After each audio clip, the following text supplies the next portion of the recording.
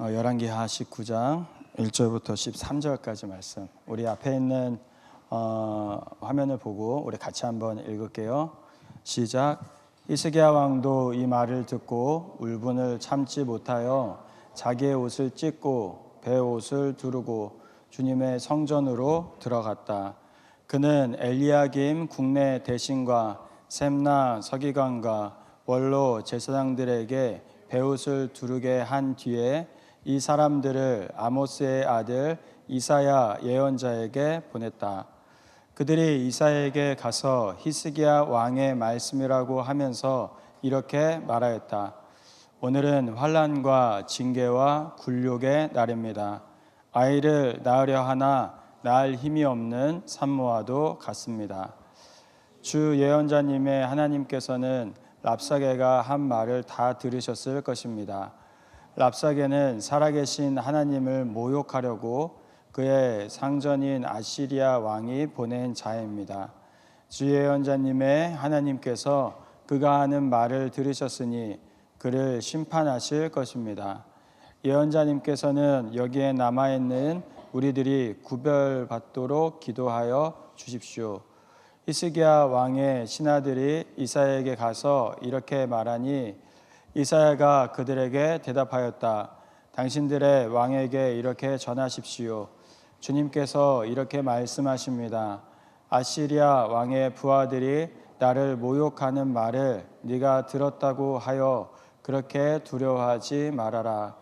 내가 그에게 한 영을 내려보내어 그가 뜬 소문을 듣고 자기의 나라로 돌아가게 할 것이며 거기에서 칼에 맞아 죽게 할 것이다.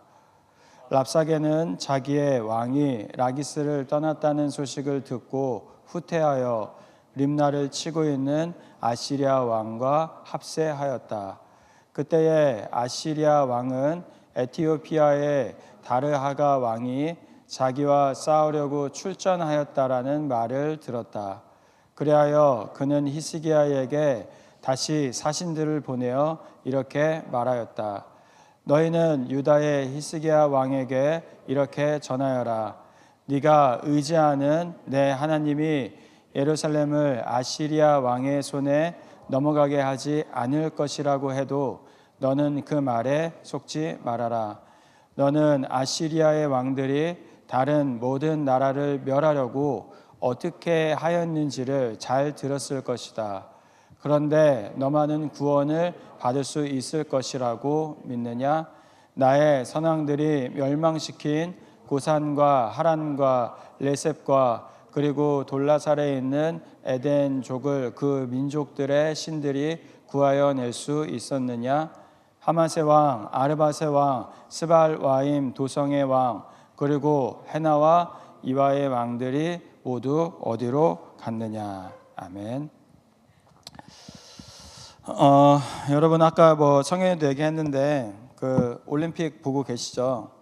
그리고 그 올림픽에서 이번에 아주 큰 이슈들이 있는데 그 중에 하나가 이제 올림픽을 시작할 때 그 라스트 서퍼 최후의 만찬을 패러디한 내용이 굉장히 크게 이슈가 되었습니다. 왜냐하면 그 패러디한 내용들을 보면 막 트랜스젠더들이 예수님의 제자의 모양으로 등장해요. 그리고 성적으로 굉장히 이슈가 될 만한 복장과 일들이 나옵니다. 그래서 그거를 가지고 이제 그 어떤 연출한 사람은 포용성, 즉 모든 사람들이 기뻐할 수 있는 어떤 것들을 연출했다라고 얘기하는데 그것 때문에 굉장히 기독교인들이 전 세계에 있는 기독교인들이 굉장히 기분 나빠하고 마치 대놓고 기독교를 조롱하는 것과 같은 그런 느낌을 받았습니다. 여러분들과 제가 살아가는 세상은 우리가 알고 있는 것처럼 이제 직접적으로 또는 간접적으로 여러분들이 믿는 하나님, 여러분들이 믿는 신앙들을 여러 가지 모양으로 방해하고 그리고 거기에 대해서 공격하는 세상이죠. 옛날에는 어떤 핍박으로 말로 피지컬한 어떤 그런 뭐라 그래야 되죠? 고통을 주는 그런 행위로 핍박했다라면 이제는 문화, 사회, 정치, 경제, 학문 여러 가지 분야에서 이제 핍박을 하고 있는 상황입니다. 여러분들이 지금 슬라이드에 보는 사람이 이제 이종훈, 지금은 목사님이에요.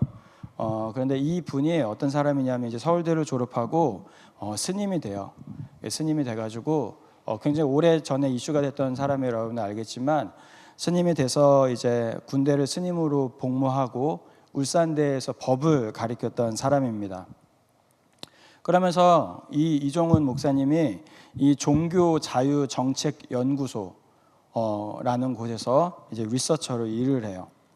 그러면서 이제 어느 날 크리스찬니티를 더 핍박하기 위해서 어떤 목사님의 설교를 듣다가 이제 회심을 하거든요.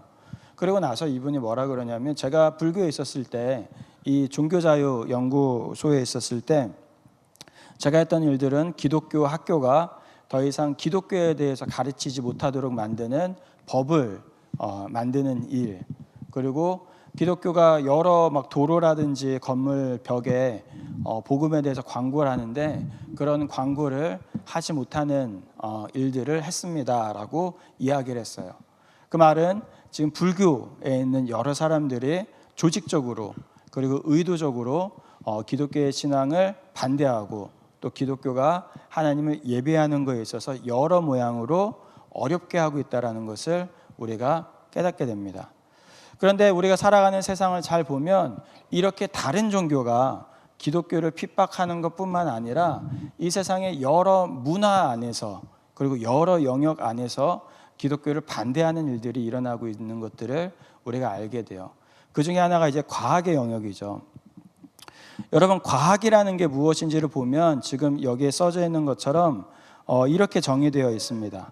과학은 관찰, 실험, 얻은 증거에 대한 이론의 검증을 통해 물리적 세계와 자연 세계의 구조와 행동을 체계적으로 연구하는 학문입니다라고 되어 있어요.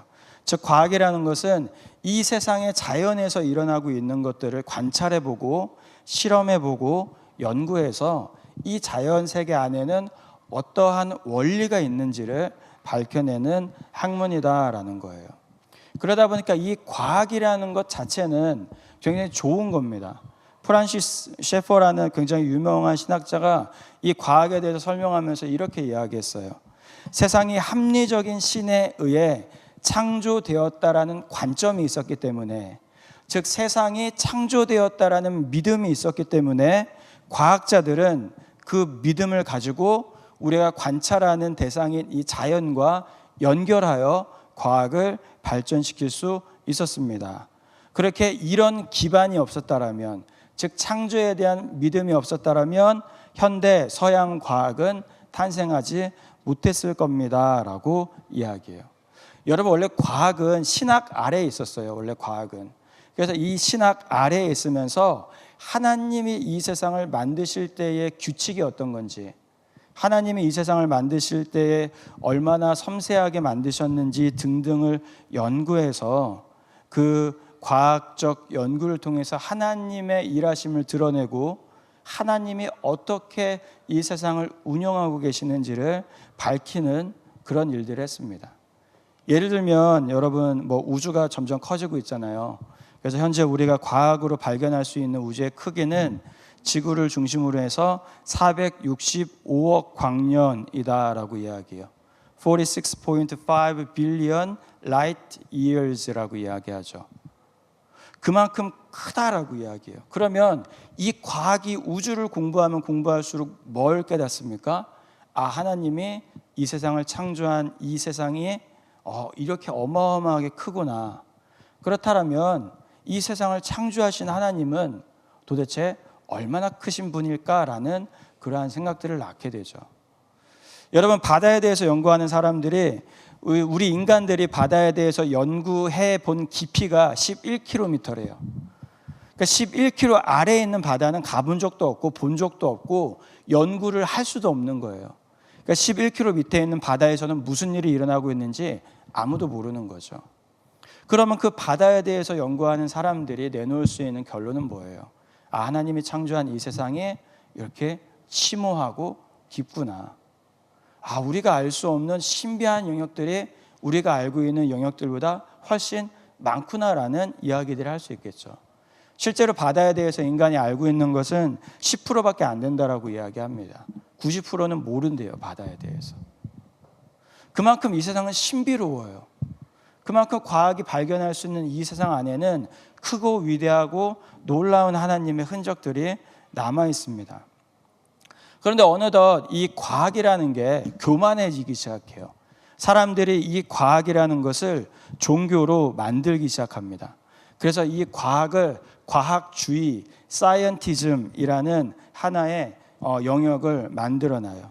이 과학주의는 앞에서 여러분들이 보는 것처럼 과학과 과학적 방법이 세계와 현실에 대한 진실을 표현하는 최선의 방법 또는 유일한 방법이다라고 믿는 거예요. 이 말이 무슨 말이냐면 과학이 증명할 수 있으면 그것은 진리가 되고 과학이 증명할 수 없으면 그것은 진리가 될 수 없다라는 거예요.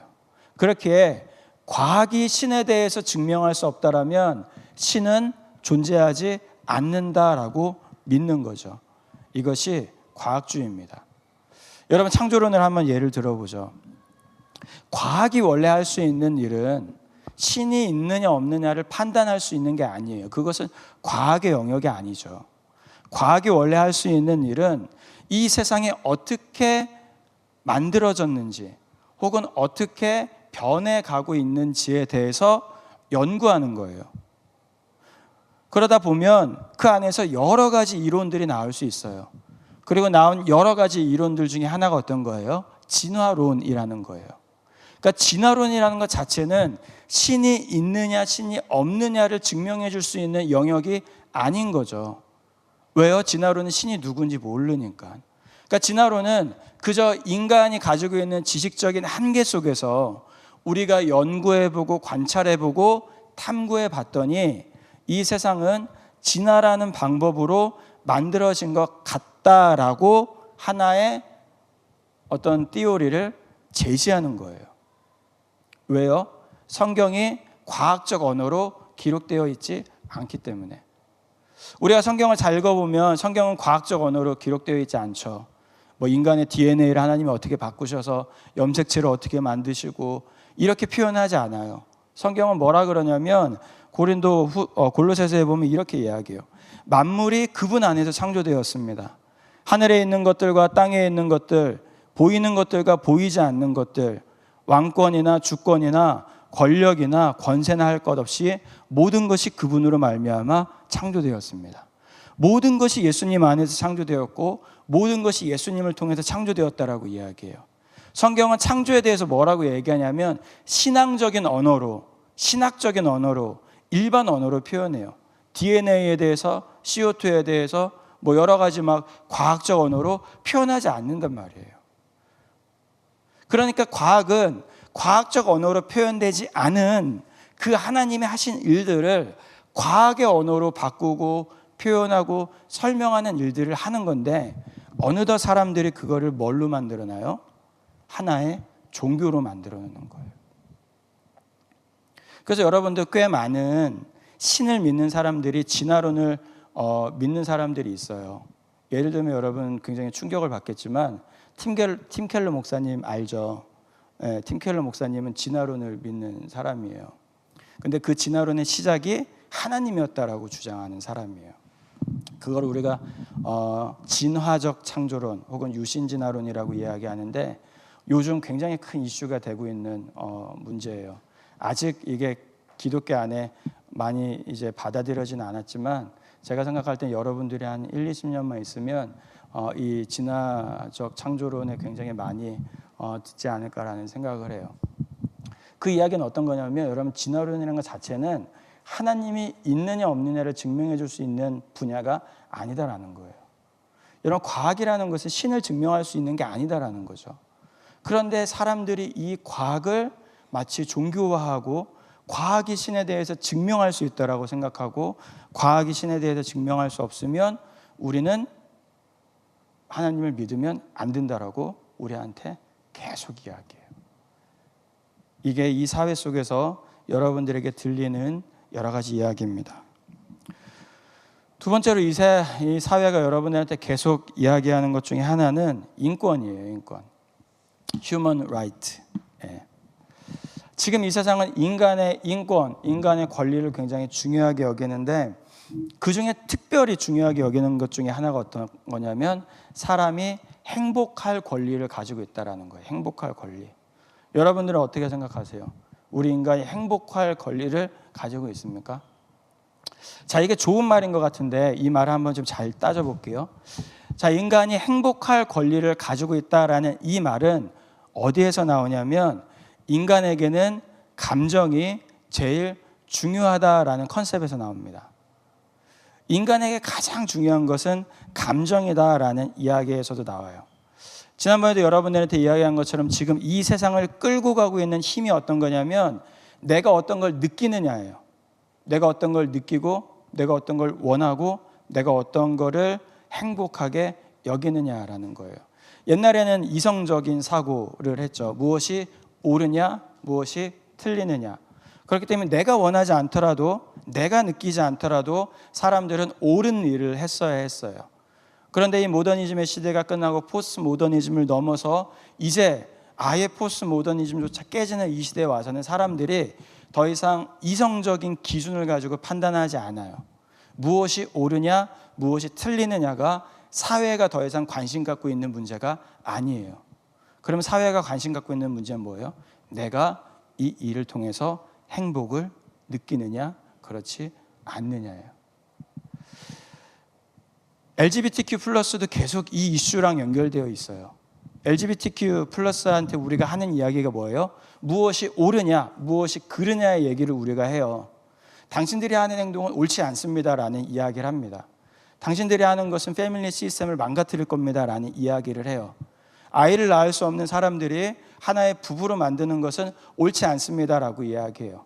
그런데 그 이야기들이 이 사회에 먹히지 않는 이유가 있는데 그 이유는 LGBTQ 플러스는 옳고 그르냐의 문제에 의해서 만들어진 것이 아니기 때문에 그래요. LGBTQ 플러스는 뭐에 의해서 만들어졌어요? 내가 무엇을 원하느냐에 의해서 만들어졌어요. 나에게는 옳고 그른 게 관심이 아니에요.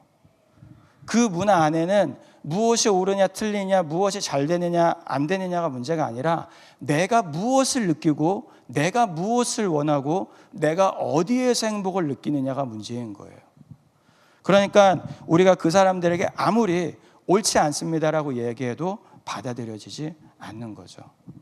최근에 미국에서 대선을 할 때 최근에 이슈되는 것 중에 하나 이제 낙태 문제잖아요. 여성의 낙태 문제. 그래서 뭐 트럼프 보수 쪽은 반대하고 여기 해리스 진보 쪽은 찬성하는데 찬성하는 쪽의 논리가 이거예요. 여성이 행복해야 되지 않겠느냐라는 거예요. 여성이 행복해야 되지 않겠느냐. 그런데 원하지 않는 아이를 낳았을 때는 이 여성들이 불행해질 수밖에 없다. 그렇기 때문에 이 여성들의 행복을 위해서 우리는 낙태를 허락해야 된다라는 거예요. 그러면 옛날에는 아이는 어떻게 하느냐, 아기는 어떻게 하느냐라고 이야기하죠. 이분들의 논리는 어떤 거예요? 아이는 아직 행복을 느낄 만한 존재가 아닌 거예요. 아이는 아직 행복을 추구할 만한 존재가 아닌 거죠. 그러니까 이 낙태의 문제에서 아이는 고려 대상이 안 되는 거예요. 그러니까 이 여성의 행복을 위해서 우리는 이 낙태를 허락해야 된다라고 이야기하는 겁니다. 그래서 이 세상이 여러분들한테 계속 뭐라 그래요? 여러분 행복한 걸 하세요. 여러분들이 기뻐하는 일을 하십시오. 여러분들이 좋아하는 일을 하십시오. 더 이상 옳은 일, 더 이상 바른 일, 더 이상 선한 일이 중요한 게 아니라 여러분들이 하고 싶어하는 일을 하는 것이 중요합니다라고 이야기하는 거예요. 그래서 만들어지는 것들이 어떤 거예요? SNS잖아요, 여러분. 유튜브도 결국 다 그 밑에 깔려 있어요.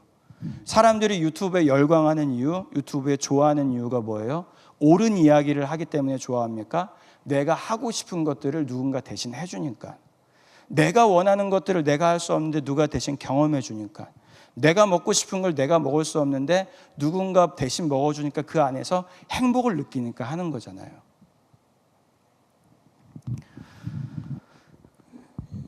여러분 분명히 이 감정을 따라서 살아가는 게 나쁜 건 아니에요. 감정이 따라서 살아간다고 해서 성경이 여러분들을 정죄하지는 않습니다. 근데 여기서 문제는 어떤 거냐면 과연 감정이 중립적인 위치에 있느냐라는 거예요. 과연 여러분들이 선한 일을 하면 감정이 기뻐해주고 여러분들이 나쁜 일을 하면 감정이 슬퍼해주느냐라는 거가 큰 문제죠. 여러분들은 선한 일을 할 때 행복합니까? 여러분들은 악한 일을 할 때 슬픕니까? 여러분들은 성경을 읽을 때 행복해요, 불행해요? 여러분들은 게임을 할 때 행복해요, 불행해요? 여러분들은 몸에 나쁜 음식을 먹을 때 행복해요, 불행해요? 여러분들은 사람들의 뒷담화를 깔 때 행복합니까, 불행합니까? 여러분, 우리가 행복을 느끼는 대다수의 일들을 잘 따져보면 옳지 않은 일을 할 때 행복을 느끼는 것을 우리가 알게 돼요. 자야 될 시간에 자지 않고 밤 늦게까지 사람들의 뒷담화를 어딘가 가서 막 이야기할 때, 몸에 좋지 않고 자극적인 음식들을 막 먹을 때, 내가 더 성장하고 내가 더 성공하기 위해서 인내를 가지고 힘들게 나를 디스플린하면서 노력하지 않고 내가 쉬고 놀 때 우리의 감정은 더 행복함을 느껴요. 그러다 보니 이 감정을 쫓아가다 보면 결국 뭐를 느끼냐면 우리의 옳음, 우리의 바름들을 결국 다 놓치게 되는 거예요. 여러분, 얼마 전에 그 목회 데이터 연구소에서 발표한 결과를 보면 여러분들이랑은 좀 먼 얘기일 수도 있지만 기독교 청소년들 중에 4명 중 1명이 예배가 지루하다라고 느낀다라고 이야기해요. 그리고 청소년들 중 10명 중 6명이 예배에서 가장 좋아하는 것을 찬양이라고 대답했다라고 이야기합니다. 여러분, 이 통계가 보여주는 게 뭐예요? 청소년들이 가장 좋아하는 것은 예배의 여러 구성 중에 그들의 감정을 터치해 줄 수 있는 것이다라는 거예요. 그 코스타도 마찬가지고요. 캠프에 가면 대부분 요즘에는 청소년들 다 비슷하게 찬양을 가장 좋았던 순간으로 뽑아요. 왜냐하면 감정을 터치해 주니까. 그게 좋은 거예요. 근데 여러분, 한번 질문할게요. 여러분의 감정을 따라 살면 여러분이 성장합니까? 여러분의 감정을 따라 살면 여러분이 성공합니까? 여러분, 올림픽을 하잖아요. 금메달 딴 사람들, 그 사람들이 감정을 따라 살아가다 보니까 금메달을 딴 건가요? 아니면 자기의 감정을 억누르고 내가 매일매일 열심히 인내하고 참고 노력하고 훈련하고 이를 악물고 애써서 금메달을 딴 건가요? 여러분, 행복을 추구하십시오, 여러분들의 감정을 따라 사십시오 라는 말은 좋은 말인 것 같은데 실제로 그렇게 살면 뭐가 일어나지 않냐면 성장이 일어나지 않아요. 여러분들이 하고 싶지 않지만 공부하는 이유가 뭐예요? 여러분들이 하고 싶지 않지만 악기 치는 사람들, 음악하는 사람들, 운동하는 사람들 연습하는 이유가 뭡니까? 성장하고 싶어서 하는 거잖아요. 더 좋은 기술을 발전시키고 더 한 발짝 나아가기 위해서. 그런데 세상은 그런 것들을 다 막아버리고 감정에 따라서 행복한 대로 사십시오라고 계속 이야기하는 거예요. 그러니까 요즘 크리스찬들 사이에서 뭐가 없어요? 성장이 없어요. 성장이. 크리스찬 사이에서 성숙이라는 게 없어요. 성숙이라는 게. 어쩌다가 예수님 믿어서 예배는 나오고 어쩌다가 예수님 믿어서 하나님을 믿기 위해서 교회는 나오는데, 그래서 그 교회에서 좋은 음악과 좋은 찬양, 좋은 영상과 좋은 조명을 해서 여러분들의 감정을 터치해 주면 교회는 계속 나와요. 그런데 뭐가 안 돼요? 성장이 안 돼요. 왜요? 성경을 안 읽으니까요. 행복하지 않은 일들을 안 하려고 하니까요. 내 감정이 기뻐하지 않는 일들을 안 하려고 하니까요. 그러니까 계속 신앙의 기초 체력들이 계속 떨어지는 거예요. 5년, 6년 교회를 다녀도 성경에 나오는 이야기가 뭔지도 모르고 5년, 6년 교회를 다녀도 성경의 스토리가 어떤 건지도 모르고 그저 그냥 더 자극적인 찬양, 더 자극적인 예배, 더 자극적인 환경, 더 자극적인 분위기를 따라서 우리가 나아가게 된다라는 겁니다. 그것이 이 세상이 여러분들에게 계속 이야기해 주는 거예요. 그렇다면 그런 세상 속에서 우리가 해야 되는 건 뭡니까? 우리는 어떻게 반응해야 될까요? 오늘 말씀이 거기에 필요한 지혜를 줘요. 오늘 말씀을 한번 좀 자세히 보죠. 오늘 말씀을 보면 우리와 같은 상황 속에 있는 남유다 왕국의 모습을 보여줍니다. 아시리아라는 하나님을 믿지 않는 큰 나라가 나타나요. 이 아시리아라는 하나님을 믿지 않는 큰 나라가 이 남유다라는 하나님을 믿는 작은 나라를 침략해 옵니다. 그러면서 이 아시리아의 큰 나라의 군대 장관이 이 남유다 왕국에게 여기 18장 31절부터 35절까지 이렇게 이야기해요. 히스기야의 말을 듣지 말아라. 아시리아의 임금님께서 이렇게 말씀하신다. 나와 평화 조약을 맺고 나에게로 나아오너라. 그리하면 너희는 각각 자기의 포도나무와 자기의 무화과 나무에서 난 열매를 따먹게 될 것이며 각기 자기가 판 샘에서 물을 먹게 될 것이다. 이렇게 이야기해요. 무슨 이야기예요? 히스기야라는 왕이 하나님을 믿고 하나님이 너희를 지켜준다라고 이야기하는데 그 말 믿지 말라라는 거예요. 하나님은 너희들을 지켜줄 수 없어. 너희들의 신앙은 가짜야. 그러니까 우리에게 항복하고 오라라는 거예요. 여기서 항복하고 오라라는 말은 단순히 이 아시리아로 넘어오라는 이야기가 아니라 이 너희들이 믿는 하나님을 버리고 아시리아가 믿는 하나님에게 넘어오라라는 이야기예요. 그러면서 뭐라 그럽니까? 내가 다시 32절에 내가 다시 와서 너희의 땅과 같은 땅, 곧 곡식과 새 포도주가 나는 땅, 빵과 포도원이 있는 땅, 올리브 기름과 꿀이 흐르는 땅으로 너희를 데려가서 거기에서 살게 하고 죽이지 않겠다. 그러므로 히스기야의 말을 듣지 말아라. 너희의 주가 너희를 구원할 것이라고 너희를 설득하여도 히스기야의 말을 듣지 말아라 라고 이야기해요. 하나님의 가나안 땅에 이스라엘 백성들을 데리고 갈 때 젖과 꿀이 흐르는 땅으로 데려간다라고 말씀하셨거든요. 근데 오늘 이 랍사게라는 군대 장관이 뭐라 그래요? 내가 젖과 꿀이 흐르는 땅을 줄게. 하나님이 너희에게 주시겠다고 한 그 땅은 가짜야. 내가 줄 테니까 나를 따라와 라고 이야기하는 거예요. 내가 책임져 줄게. 내가 너희를 먹여 살려줄게 라고 이야기하는 거죠. 그러면서 33절에 뭐라 그럽니까? 민족의 신들 가운데서 어느 신이 아시리아 왕의 손에서 자기 땅을 구원한 일이 있느냐? 하맛과 아르밧의 신들은 어디에 있느냐? 스발와임과 헤나와 아와의 신들은 또 어디에 있느냐? 그들이 사마리아를 내 손에서 건져내었느냐? 여러 민족의 신들 가운데서 그 어느 신이 내 손에서 자기 땅을 구원한 일이 있기에 주 너희 하나님이 내 손에서 예루살렘을 구원해낸다는 말이냐라고 이야기해요. 다른 나라 신은 모두 우리에게 졌어. 그러니까 너희도 질 거야. 너희도 패배할 거야. 너희도 우리를 이길 수 없어. 그러니 항복하라라고 이야기하는 거예요. 여러분, 좀 세상 문화가 이야기하는 게 뭐예요?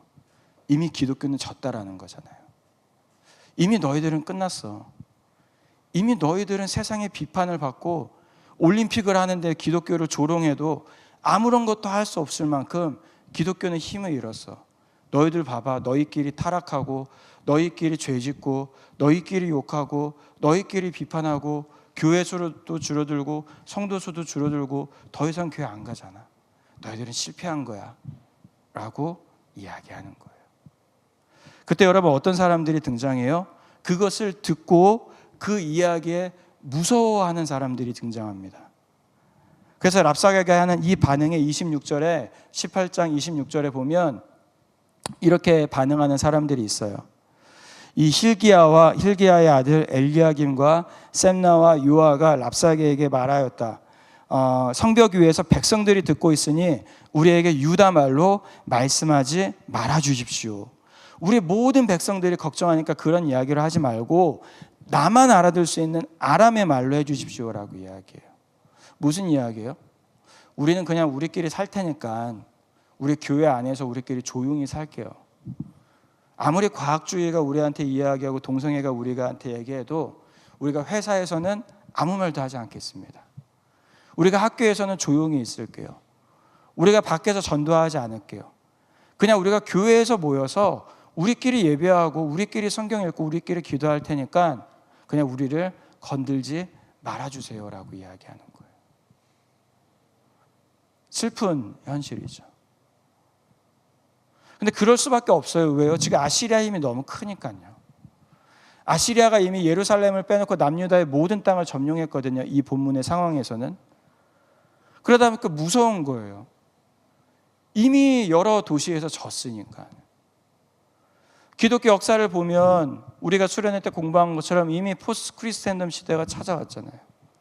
하나님은 진짜인 것 같은데 교회들이 무너져 있고 교회들이 팔려 있고 더 기독교인들의 수는 줄어들고 있고 하나님을 믿는 게 더 힘들어져 갖고, 그러니까 수많은 기독교인들이 그냥 우리는 일요일 날 한번 교회에서 예배드리고 우리끼리 모이고 끝날 테니까 우리를 건드리지 마십시오 라고 이야기하는 거예요.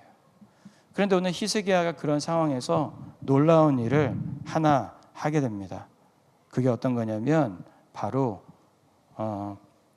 기도예요. 기도. 근데 히스기야가 그 기도를 할 수 있는 이유가 하나 있어요. 그 이유가 어떤 거냐면 히스기야는 아시리아를 쳐들어온 이 아시리아의 군대가 하나님의 손바닥 위에 있다라는 걸 믿었어요. 아시리아가 힘이 세서 하나님의 아웃 오브 컨트롤에서 스스로 온 게 아니라 하나님이 아시리아를 보내셨다라는 걸 알았어요. 자, 오늘 이 말씀을 잘 보면 신기한 이야기가 나오는데, 오늘 이제 랍사게가 군대를 거느리고 히스기야를 찾아오는데 그 장소가 어디냐면, 여러분들 여기 밑에 보시면 빨래터로 가는 큰 길가 윗 저수지라는 표현이 나옵니다.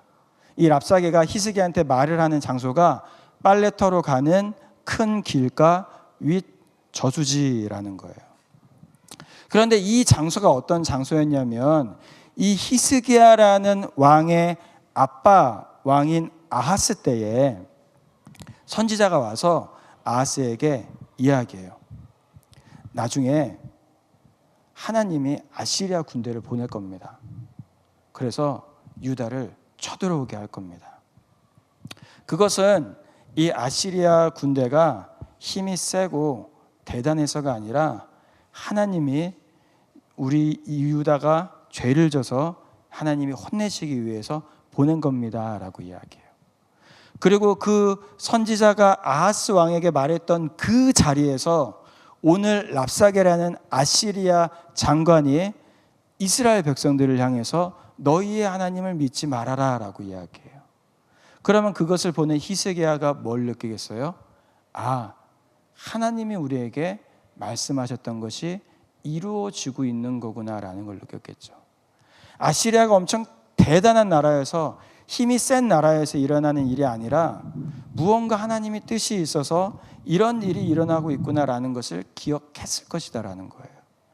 여러분, 제가 여러분들한테 이야기해줬던 사이언티즘이라든지 아니면 동성애의 문제라든지 여러 가지 이슈들이 마치 하나님의 아웃 오브 컨트롤, 하나님이 어쩔 수 없어서 만들어진 일인 것 같지만, 우리가 그렇게 생각하지만 성경은 그렇게 이야기하지 않아요. 왜 그 일들이 일어나는지는 모르지만 성경은 철저하게 그 일들이 하나님의 손 아래에서, 하나님의 주권 아래에서, 하나님의 허락하심 아래에서 이루어지고 있다라고 이야기합니다. 그렇다면 뭐예요? 지금 이 일들은 결국 언젠가는 무너지게 될 것이다라는 거예요. 아무리 사람들이 과학주의를 추구하고, 아무리 사람들이 자신들의 문화를 추구하고 행복을 추구하고 자신들의 권리를 추구하고 하나님을 대적하더라도 결국 그 일들은 언젠가 하나님이 원하시는 때에, 하나님의 플랜이 끝났을 때에 다 끝나게 될 것이다라는 거예요. 그러면 여러분, 그걸 믿는 저와 여러분들이 해야 되는 건 뭐예요? 저희가 세상과 싸워야 됩니까? 여러분 막 사이언티즘과 가서 싸우시겠어요? 동성애자들과 싸우시겠어요? 우리가 해야 되는 건 그들과 싸우는 게 아니에요. 우리가 승부 봐야 되는 건 누구예요? 하나님이에요. 하나님. 왜요? 하나님이 지금 그 일들을 허락하고 계시기 때문에. 그러니까 히스기야가 뭐 하는 거예요? 기도하는 거예요. 기도. 직접 나가서 믿음으로 싸우겠다 이게 아니라, 물론 믿음으로 싸워야 되는 타이밍도 있지만 지금 이 상황에서는 히스기야가 뭐 하냐면 기도해요. 그래서 19장 1절부터 4절 보면 히스기야가 이렇게 이야기합니다. 히스기야 왕도 이 말을 듣고 울분을 참지 못하여 자기의 옷을 찢고 베옷을 두르고 주님의 성전으로 들어갔다. 그는 엘리야김 국내 대신과 셈나 서기관과 원로 제사장들에게 베옷을 두르게 한 뒤에 이 사람들을 아모스의 아들 이사야 예언자에게 보냈다. 그들이 이사야에게 가서 히스기야 왕의 말씀이라고 하면서 이렇게 말하였다. 오늘은 환난과 징계와 굴욕의 날입니다. 아이를 낳으려 하나 낳을 힘이 없는 산모와도 같습니다. 주 예언자님의 하나님께서는 랍사게가 한 말을 다 들으셨을 것입니다. 랍사게는 살아계신 하나님을 모욕하려고 그의 상전인 아시리아 왕이 보낸 자입니다. 주 예언자님의 하나님께서 그가 하는 말을 들으셨으니 그를 심판하실 것입니다 라고 이야기해요. 그러니 예언자님께서는 여기에 남아 있는 우리들이 구원받도록 기도하여 주십시오. 이것이 히스기야의 선택이에요. 여러분, 이게 미련해 보여요? 아니면 지혜로워 보입니까? 지금 세상의 공격이 요 앞까지 와 있어요. 여러분들이 가는 곳곳마다 세상이 여러분들의 신앙을 방해하고 여러분의 믿음을 방해해요. 옛날에는 직접적으로 했지만 이제는 간접적으로 해요. 이제는 감정이 중요한 시대이기 때문에 여러분들의 감정을 상하게 하지 않기 위해서 직접적으로 하나님 믿지 말라는 이야기는 안 해요. 그런데 간접적으로 계속 방해해요. 그때 우리가 해야 되는 게 뭡니까? 그때 해야 되는 지혜로운 선택이 뭐예요? 오늘 히스기야는 기도라는 걸 선택하거든요.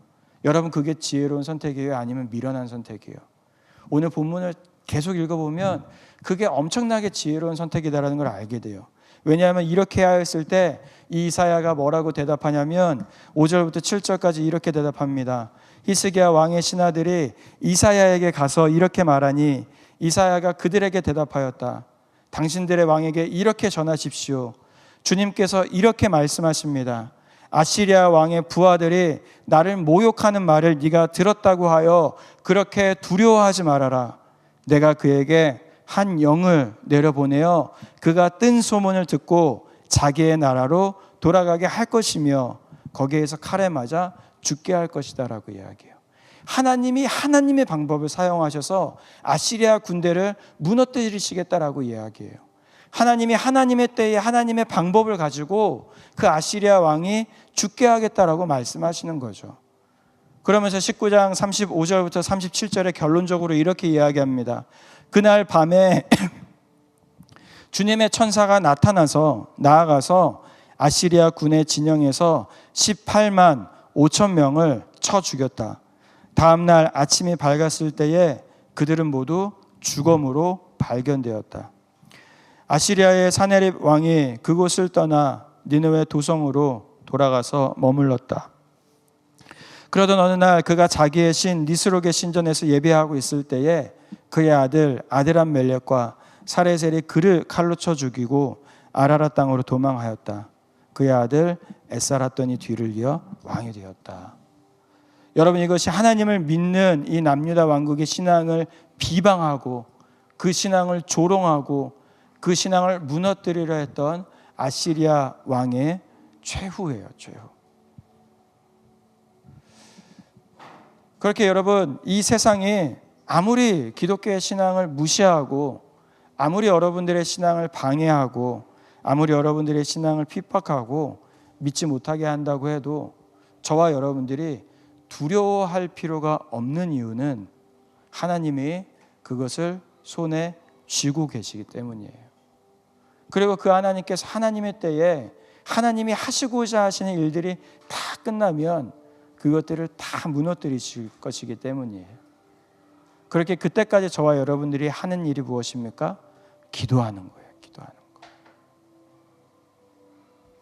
하나님, 이 세상에 하나님을 반대하는 문화, 하나님, 이 세상에 하나님을 반대하는 세력들, 하나님, 이 세상의 신앙을 무너뜨리려고 하는 여러 가지 생각들과 이성들과 사상들과 체계들, 이 세상에서 하나님을 반대하게 하는 여러 가지 교육적인 시스템들, TV만 보아도 대놓고서 하나님을 그렇게 비방하고 조롱하는 여러 가지 것들, 하나님, 그것들이 하나님의 손 아래에 있음을 믿사오니 하나님, 그것들이 나의 신앙에, 우리의 신앙에, 이 세상에 영향을 끼치지 않게 하여 주시옵소서. 그것이 여러분들이 가지고 있는 사명입니다. 그것이 여러분들이 지금 이때 해야 되는 일입니다. 그것이 여러분들이 매일매일 기억해야 되는 여러분들의 사명이에요. 오늘 이 말씀을 기억하면서 그렇기에 저와 여러분들이 우리가 이 땅을 위해서 기도해야 된다라는 것, 비록 우리가 대놓고 싸우진 않지만, 우리가 주먹으로 싸우진 않지만, 우리가 그들을 비방하진 않지만, 우리가 그들을 미워하진 않지만, 우리가 그들을 정죄하진 않지만, 그럼에도 불구하고 우리가 해야 되는 것은 그들을 향한 기도, 그것을 향한 기도임을 우리가 잊지 않고 오늘부터 우리의 기도 시간에 이 세상을 향한 기도의 제목들을 가지고 기도하며 나아갈 수 있는 저와 여러분들이 되기를 간절히 소원합니다. 우리 말씀을 기억하면서 함께 찬양하죠.